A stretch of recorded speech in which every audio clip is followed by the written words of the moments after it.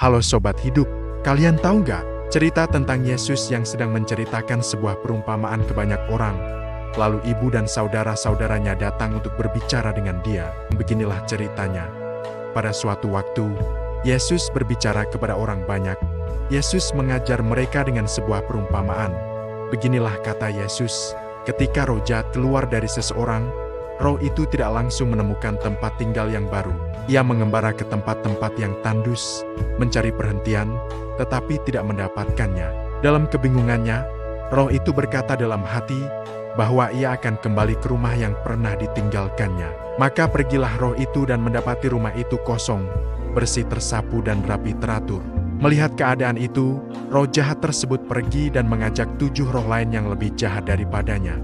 Mereka semua masuk dan tinggal di sana, sehingga keadaan orang itu menjadi jauh lebih buruk daripada sebelumnya. Melalui perumpamaan ini, Yesus memperingatkan bahwa kejahatan yang diusir tidak boleh dibiarkan meninggalkan kekosongan. Hati manusia harus dipenuhi dengan kebaikan dan ketaatan kepada Allah, agar kejahatan tidak kembali dengan kuasa yang lebih besar. Yesus menutup pengajarannya dengan berkata bahwa hal yang sama akan terjadi atas angkatan yang jahat ini. Sementara Yesus masih berbicara kepada orang banyak itu, ibunya dan saudara-saudaranya berdiri di luar dan berusaha menemui dia. Mereka berusaha menemui dia, tetapi terhalang oleh kerumunan orang. Seorang dari antara orang banyak itu lalu menyampaikan kepada Yesus bahwa ibunya dan saudara-saudaranya sedang menunggu di luar dan ingin berbicara dengannya.